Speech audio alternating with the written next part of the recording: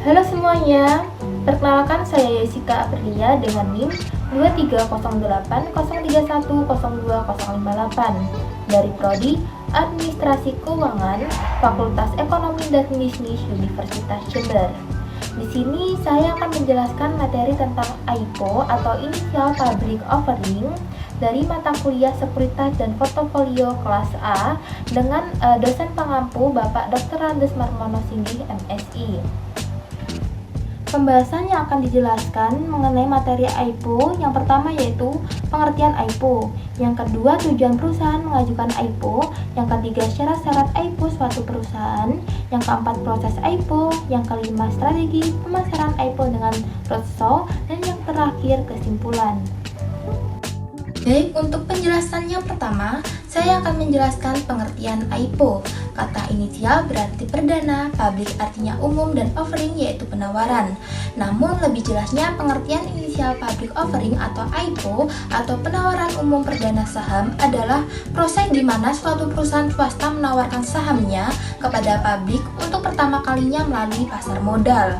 Dengan melakukan IPO, perusahaan resmi menjadi perusahaan terbuka atau TPK dan sahamnya dapat diperdagangkan di bursa efek. Melalui IPO juga, perusahaan bisa mendapatkan tambahan modal dari masyarakat yang nantinya dapat digunakan untuk pengembangan usaha, membayar utang, dan kebutuhan lainnya. Selain itu, menjadi perusahaan terbuka juga dapat meningkatkan citra perusahaan dan memperluas jangkauan bisnis karena mendapat kepercayaan dari investor dan publik. Adapun tujuan perusahaan menyelenggarakan IPO sebagai berikut. Pertama, tujuan IPO adalah investor utama ingin menarik dana. Jadi sebelum perusahaan menjadi go public, perusahaan hanya membuka saham kepada investor tertentu. Ketika para investor tersebut menarik modalnya dari perusahaan, tentu kas akan berkurang sehingga memerlukan suntikan dana agar operasional dan aktivitas bisnis tetap berjalan.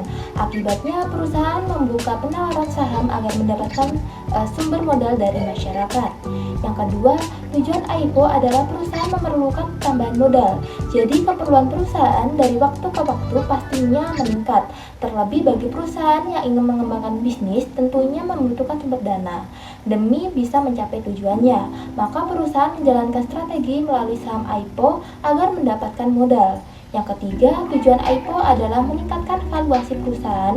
Dengan meningkatnya modal tersedia, maka perusahaan berkesempatan meningkatkan nilai asetnya di masa depan. Akhirnya, valuasinya pun akan ikut meningkat dan menarik investor-investor lainnya. Tujuan IPO yang terakhir adalah ekspansi pasar. Jadi, aktivitas ini tidaklah mudah dan memerlukan sejumlah modal yang besar.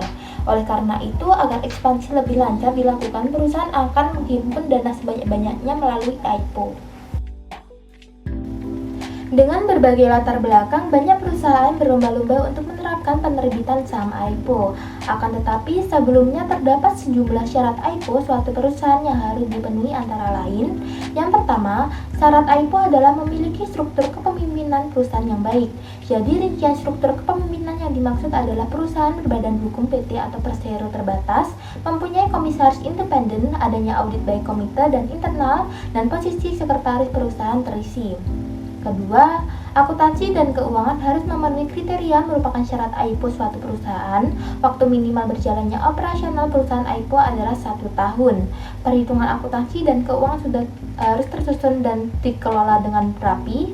Selain itu, perusahaan tidak diperbolehkan mengalami kerugian selama 2 tahun terakhir.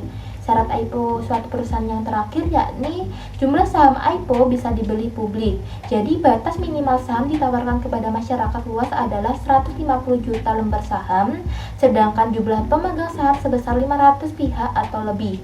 Saham harus dijual seharga 100 atau lebih. Apabila syarat IPO suatu perusahaan telah terpenuhi, maka berikutnya memasuki proses pengajuan IPO. Adapun langkah-langkah yang wajib dilakukan selama proses IPO adalah sebagai berikut. Pertama, proses IPO adalah melakukan due diligence meeting. Jadi langkah ini merupakan rapat penting yang harus dilakukan perusahaan bersama pihak emiten untuk mendiskusikan terkait pengajuan perusahaan IPO. Pihak-pihak wajib datang dalam pertemuan ini meliputi perusahaan sekuritas, pemilik saham, penilai aset perusahaan, konsultan hukum, dan auditor.